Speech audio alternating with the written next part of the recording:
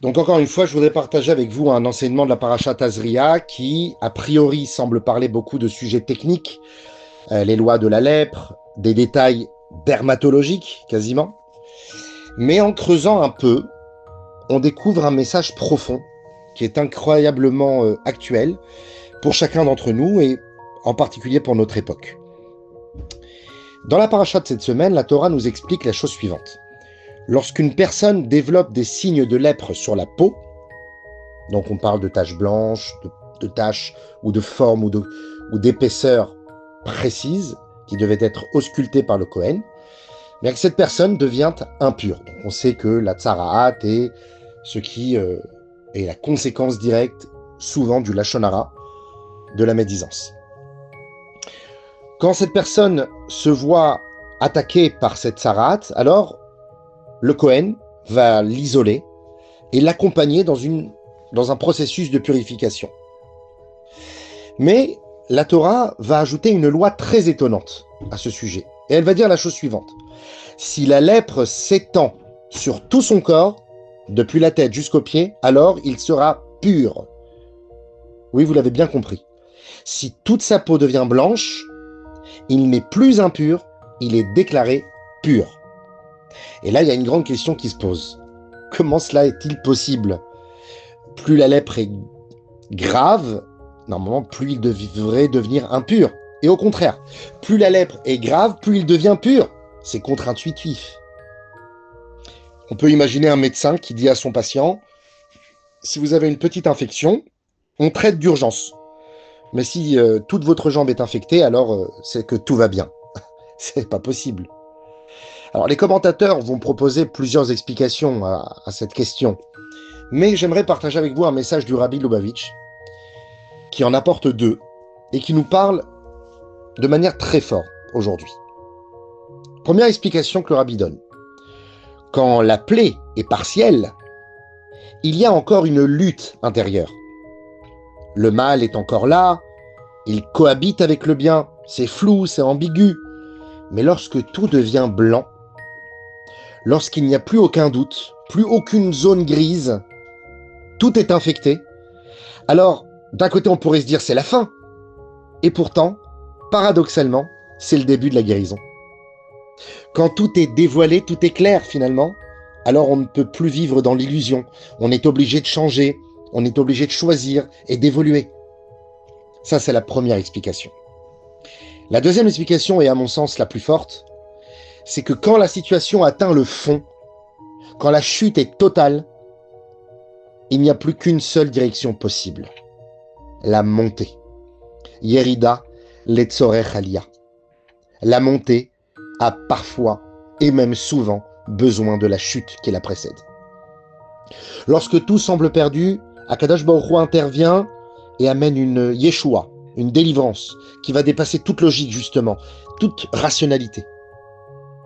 On raconte à propos d'un homme riche d'affaires, un homme riche, qui voyageait avec son shamash, avec son bras droit, et il était parti pour signer un document, un contrat important, et il transportait avec lui, Isaac, s'il te plaît, le micro, il transportait avec lui une valise remplie d'argent. Et sur le chemin, il s'arrête pour se reposer, et lui et son bras droit oublient totalement la valise sous un arbre.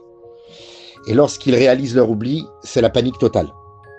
Bon, ils reviennent sur leur pas, en priant de tout leur cœur, et puis incroyablement, la valise est toujours là, intacte. Le shamash est tout joyeux, il commence à danser, mais le riche, quant à lui, pleure. Le shamash lui dit, mais maître, pourquoi pleurez-vous? Et là, il lui répond, parce que j'ai compris que lorsqu'on est au sommet, il n'y a plus qu'une seule voie, c'est la chute.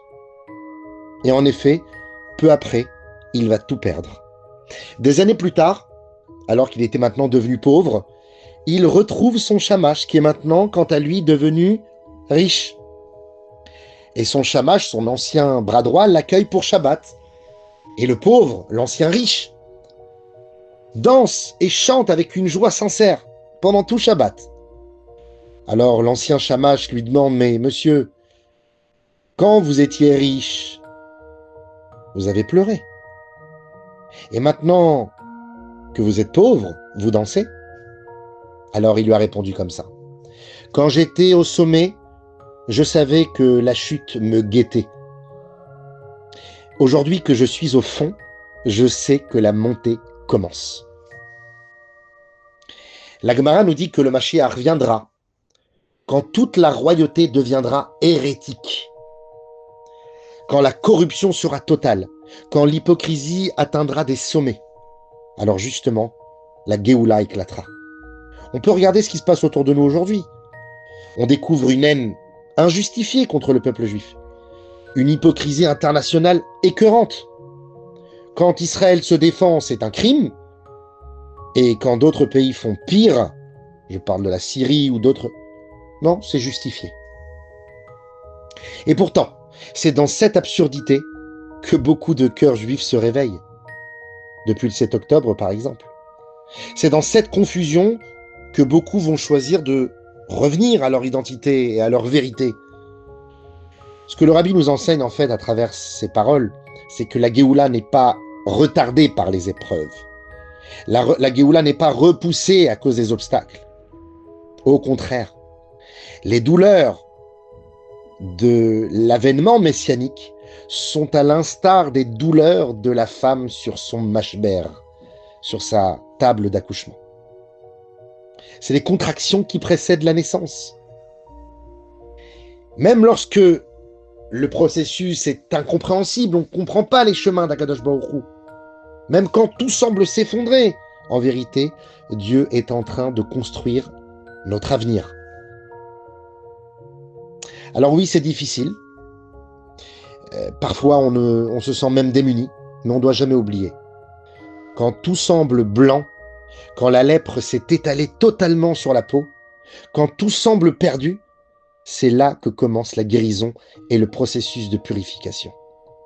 Quand l'obscurité est totale, et d'ailleurs on le voit dans la rue, quand il fait tout noir, c'est que c'est quelques heures, quelques instants avant l'aube qui est très proche. Comme l'a dit le Rabbi lui-même, le noir le plus épais annonce la lumière la plus éclatante. J'aimerais vous raconter 2 petites anecdotes à ce propos. Une histoire émouvante qui illustre parfaitement ce principe. On raconte qu'à l'époque du Baal Shem Tov, il y avait un homme très riche qui était reconnu pour sa générosité. Il soutenait les pauvres, il finançait des synagogues, des yeshivot, etc. C'était vraiment un pilier de la communauté. Et un jour, il a eu une série d'événements inattendus et douloureux, et ses affaires ont commencé à échouer. Il a eu des associés qui l'ont trahi, et il a perdu toute sa fortune. Lui, qui avait aidé tout le monde à l'époque, se retrouvait lui-même maintenant mendiant et dépendant de la tzedaka. Il était brisé, il est parti voir le Baal Shem Tov en pleurant, il lui a dit « Rebbe, pourquoi Hachem m'a-t-il tout enlevé? Moi qui a donné autant aux autres pendant des années. » Le Baal Shem Tov l'a regardé avec un sourire, une douceur, il lui a dit « Sache que parfois, lorsqu'un arbre pousse de travers, il faut le couper entièrement pour qu'il puisse repousser droit et encore plus fort. C'est vrai que ta générosité a été grande pendant des années, mais Hachem, il veut t'élever encore plus haut. Il veut t'emmener vers une mission encore plus pure. Il faut pour cela, parfois, couper les vieilles branches. Alors ne te désespère pas. Ta plus grande bracha est en chemin. » Et effectivement, quelques années plus tard, cet homme a pu reconstruire sa fortune, et cette fois-ci avec encore plus d'humilité, encore plus de sainteté qu'il n'avait déjà auparavant. Et ses œuvres de bienfaisance ont dépassé tout ce qu'il avait fait dans sa première vie de riche. Une autre et dernière anecdote, un peu plus contemporaine. Il y a quelques années, un jeune juif qui était rescapé d'un attentat terroriste en Israël. Ce jeune juif-là, malheureusement, avait eu des épreuves et avait tout perdu. Son magasin avait été détruit, sa santé a été atteinte, son moral a été au plus bas à cause de l'attentat. Et pendant des mois, il a sombré dans la déprime, le désespoir. Il disait à chaque fois pourquoi Dieu m'a abandonné. moi qui essayais de faire le bien, d'être quelqu'un de bien. Et un jour, il a rencontré un rave qui lui a dit la chose suivante. Il faut pas que tu vois que ce qui t'est arrivé, c'est une fin. Non, c'est un début. Parce que ce que Dieu détruit, c'est que la coquille. Mais le fruit à l'intérieur, qui est ta mission véritable, et qui est encore caché, n'attend qu'une chose, d'éclore et de s'ouvrir. Et c'est vrai que peu à peu, cet homme-là, il a repris goût à la vie, et avec l'aide de proches, il a monté une association pour aider des victimes d'attentats comme lui, pour se reconstruire psychologiquement, matériellement, etc. Et aujourd'hui, il est connu en Israël. Grâce à lui, il y a des centaines de familles qui ont retrouvé l'espoir. Et il a dit un jour avec sourire, je l'ai écouté moi de sa bouche, il a dit, si je n'étais pas tombé si bas, jamais je n'aurais pu élever autant de vies. Donc voilà, parfois la destruction n'est qu'une préparation pour construire plus grand, même quand la lèpre s'abat sur nous et on a l'impression que Kadosh Baruch Hu nous a abandonnés. C'est la preuve qu'il est encore plus présent parce qu'il prévoit un lendemain d'une grande clarté.